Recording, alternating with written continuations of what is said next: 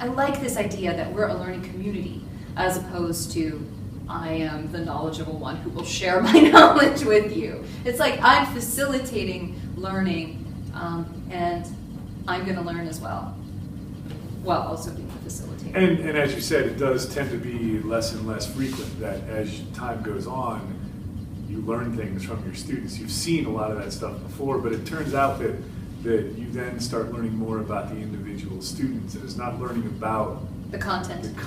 It's not learning about those ideas. It's not even learning about it, but it's like that kid came up with that thing, and you were just Sure. like, wow, where'd that come from? Right, yeah, absolutely. It's much more, in many cases, about the encouraging of a child to step out and do something and learn something Yes. and express something. And you can see it even with your perceptions and opinions of individual students. At the beginning of the year, based on the first few assignments, you get certain ideas about your students, and I grade all of my papers anonymously. So I have them cover their names with Post-it notes. So I usually grade based on the name.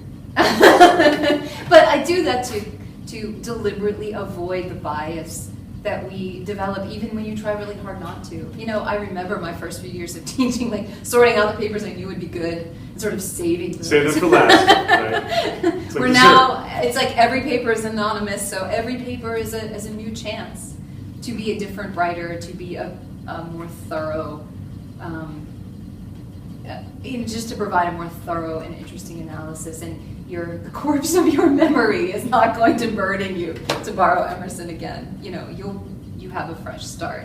And it's such a pleasure to peel off that Post-it note and be pleasantly surprised. Be completely surprised at like this kid. You give a different kind of assignment, Yes. and then this kid comes up with this fabulous idea, Sure. executes it really, really, really Yes. well, and suddenly you're like, this kid did not do well up to this point. Right. Now, He or she is learning something.